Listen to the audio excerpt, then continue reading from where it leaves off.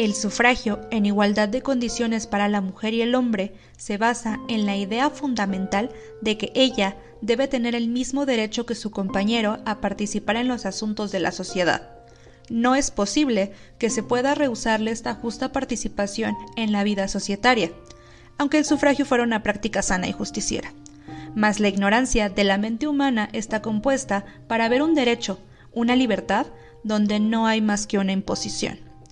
¿No significa acaso una de las más brutales imposiciones esto de que un grupo de personas conciban y confeccionen leyes para obligar con la fuerza y la violencia a otras a acatarlas y a obedecerlas? Y todavía la mujer clama por esta única oportunidad que trajo tanta miseria al mundo, que le hurtó al hombre su integridad y la confianza en sí mismo. Una imposición que corrompió totalmente al pueblo, convirtiéndolo en fácil presa en las manos de políticos sin escrúpulos y venales.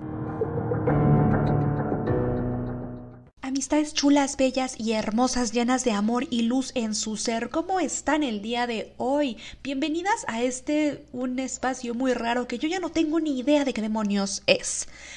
Creo que ha pasado ya por distintas fases. Yo creo que este podcast es básicamente mi adolescencia. No se está definiendo, no sabe qué es lo que le está pasando y simplemente cada semana tiene un estilo diferente. Entonces, en el momento en el que este podcast se encuentre todavía en su adolescencia, pues vamos a seguir haciendo experimentos raros con diferentes temas y cosas que ustedes nos manden. Ya pronto vamos a empezar a armar estos bonitos capítulos del anarcofeminismo, porque creo que nadie sabe qué es el anarcofeminismo, fíjense. Me di cuenta de que todo el mundo está muy perdido y es normal. Creo que es una de las ramas dentro del feminismo que tiene muy poca visibilidad y que realmente se empieza o se confunde muchísimo con diferentes, con otras ramas, porque justo del anarcofeminismo surgen muchas de las prácticas que empiezan a gestarse en las diferentes ramas de la mal llamada cuarta ola o tercera ola, depende de cómo lo quieran ver. Ya habíamos hablado de que esos términos históricos son unas imposiciones terribles de la colonización y de la Escuela Americana de la Historia. Pero, en fin, vamos a empezar a tocar ya un poquito después lo que es el anarcofeminismo y vamos a rematar esos capítulos con una invitada muy especial con la que nos vamos a dar unos madrazos teóricos, porque una de las preguntas que más me repitieron fue acerca de ¿por qué anarcofeminismo y no feminismo marxista? Entonces vamos a estar con una chulada de invitada que nos va a hablar, nos vamos a pelear para ver no quién tiene la razón, pero sí por dónde van nuestras ramas de feminismo. Ya ustedes se podrán imaginar quién puede ser esta invitada sorpresa especial. Pero en este momento, este podcast se va a convertir en un acto puro y duro de megalomanía, porque hoy vamos a hablar un poco de la iconoclasia, a grandes rasgos qué es, y sobre todo vamos a hablar de uno de mis ejemplos favoritos de cómo cuando alguien llega y nos dice esta estupidez de que ay, es que las feministas de antes sí luchaban bien y no hacían destrozos. Con este texto, es más, este podcast se lo puedes poner a tu fijas de confianza para decirle, las feministas de antes te parecían mejor, pues toma estúpido, seguimos haciendo lo mismo, seguimos destrozando cosas a lo imbécil. Bueno, obviamente no a lo imbécil, todo tiene un trasfondo político y social y justo este texto nos va a mostrar esos trasfondos y nos va a enseñar cómo es que todo lo que hacemos en marchas y en manifestaciones tiene sentido y tiene una utilidad. Entonces vamos a hablar de uno de mis ejemplos favoritos, que es cómo Mary Richardson, una sufragista, va y acuchilla pinturas en la National Gallery de Londres. Y pues bueno, este es el tema que vamos a tocar hoy. Como ya les dije, voy a hablar un poquito a grandes rasgos y por encimita acerca de qué es la iconoclasia.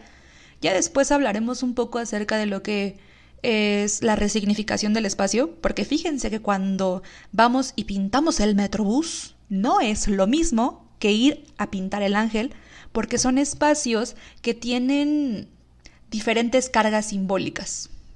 ¿Qué quiere decir esto? La estación del Metrobús solo es una estación del Metrobús. No tiene una idea abstracta y compleja detrás que nos evidencie algo. Es simplemente una pobre estación de Metrobús. En cambio, el Monumento a la Independencia o el Ángel de la Independencia, que no es un ángel, es una Nike, ya después, no me voy a meter en esas cosas, pero el Monumento a la Independencia tiene un trasfondo político, no es simplemente un pedazo de piedra, tiene una carga en donde está representando ideas complejas o ideas abstractas, que es lo que está representando en este caso, la libertad. Y aquí es donde yo les pregunto, ¿cuántas libertades han visto corriendo en la calle? Evidentemente eso no pasa, lo que quiere decir que para poder representar la libertad, que es algo abstracto y que no es tal cual tangible, se tienen que crear símbolos, y eso se hace a partir de los monumentos. Entonces, sabiendo que las cosas que están allá afuera en cuanto a movimientos y a pinturas y cosas que tienen como estas ideas abstractas detrás, no son lo mismo que una pobre y simple estación de Metrobús, ahí es en donde vemos la diferencia entre iconoclasia, que es ir a rayar el monumento a la revolución y darle otro significado, a lo que sería el ir a rayar la estación de Metrobús, que sería una forma de resignificar los espacios públicos. Pero como les digo, el marcar muy bien estas diferencias será tarea de otro podcast, de otro momento, ya que podamos tocarlo un poco mejor. Pero mientras, el día de hoy ya le voy a cortar a esta horrible introducción para que me escuchemos a mí hablar de mi texto. Sí suena muy como una autopromoción desvergonzada, ¿saben? Pero sí es uno de mis ejemplos favoritos. La verdad le he dedicado mucho amor a ese. Entonces, pues espero les guste, espero lo disfruten. Y si tienen dudas, claro que me pueden escribir a todas mis redes sociales en donde me encuentran como Fresatanicart, porque a mí me encanta responderles. A lo mejor en algún momento se me va la onda y no les respondo nada, pero trataré de responder. Siempre trato de responder y de proporcionar bibliografía necesaria, clara que sí. En fin, las dejo con el cuchillo sufragista en la Venus del espejo y pues ojalá les guste y disfruten el cómo un montón de mujeres enardecidas rompen cosas. Las amo mucho. Entre 1903 y 1917, el sufragio femenino en el Reino Unido tuvo un enorme auge como parte de la lucha de las mujeres por derechos básicos, claro, dentro del Estado. Una de las organizaciones más fuertes fue la Unión Social y Política de Mujeres, o WSPU, por sus siglas en inglés, conocida por sus tácticas de lucha apegadas a la acción directa, en donde figuraban huelgas de hambre, invasión y destrozo de propiedad privada, el romper cristales de edificios de gobierno, el incendio de iglesias y casas desocupadas, y claro, el destrozo de pinturas y monumentos.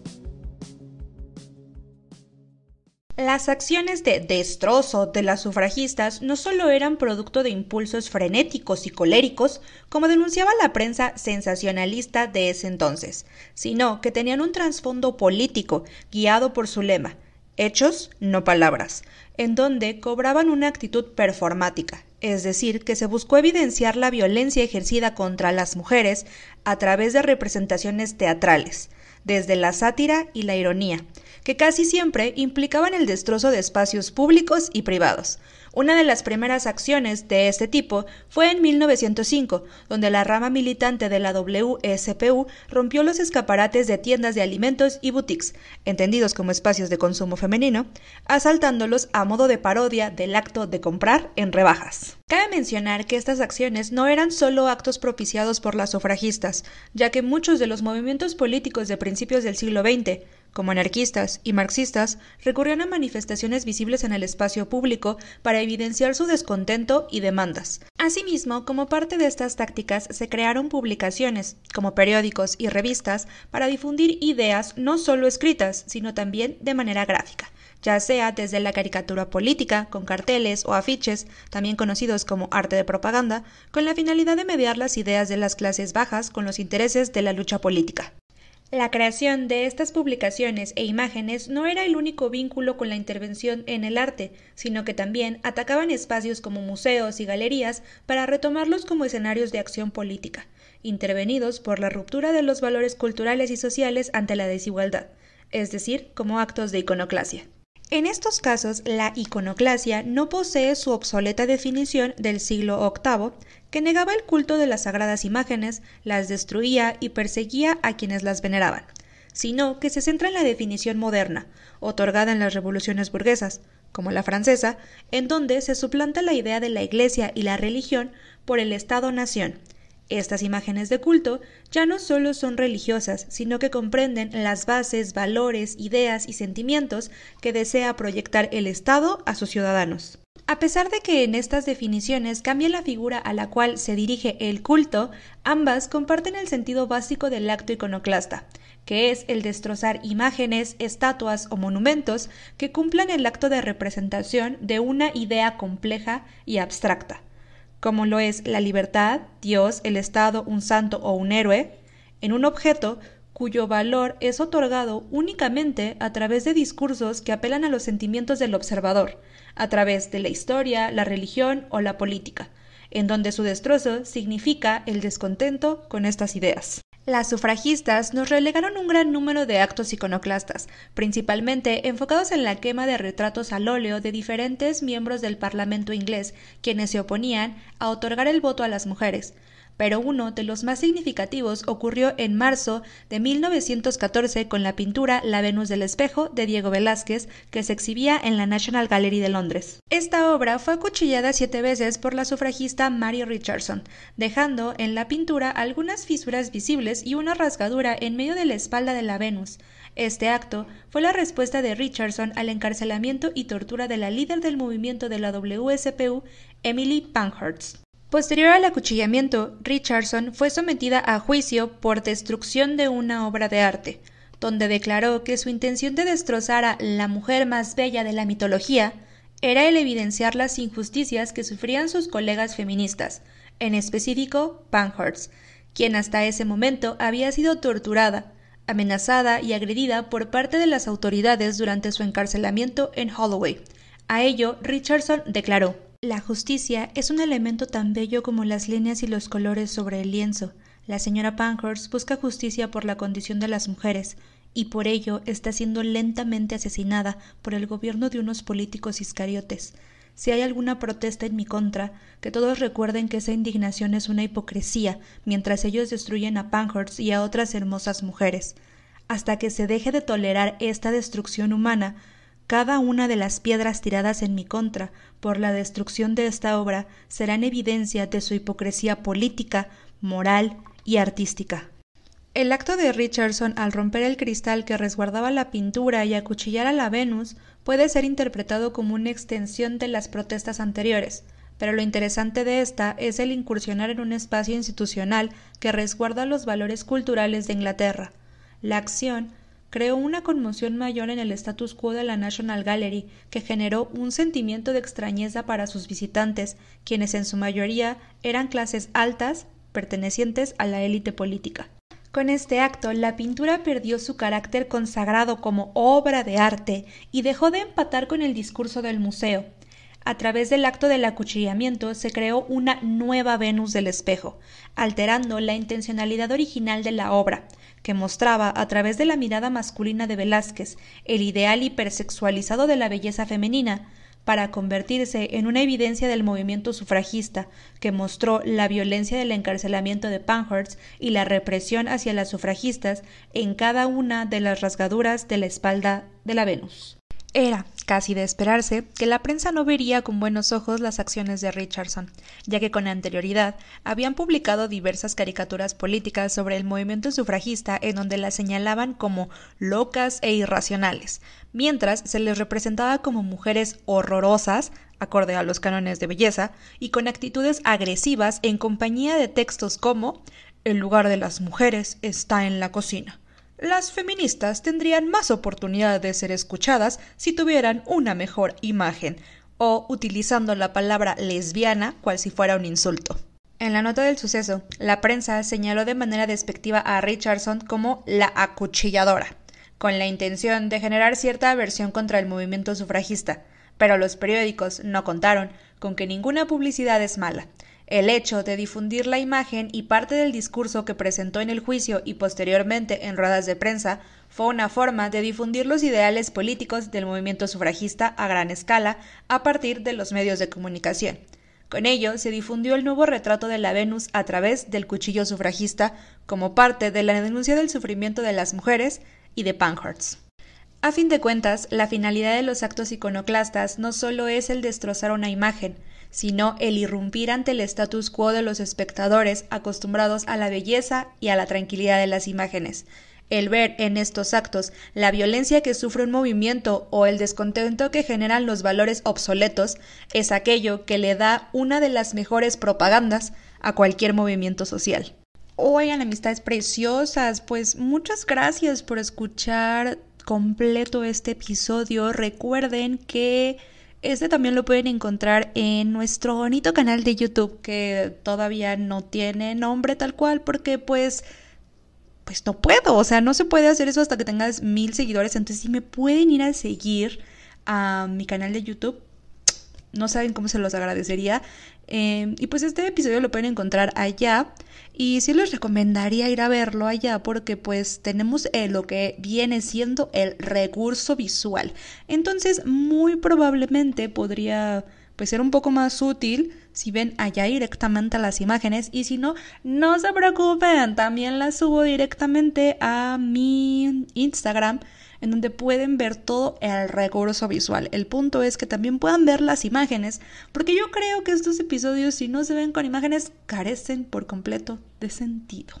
En fin, muchísimas gracias por escuchar.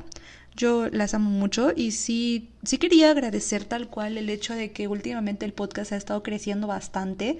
No saben cómo les llevo y los llevo siempre en mi corazón. Y pues sería todo. Muchísimas gracias. Recuerden que en todos lados me pueden encontrar como Fresatanicart. Y pues nada, las amo, les amo, los amo. Besos en donde quieran.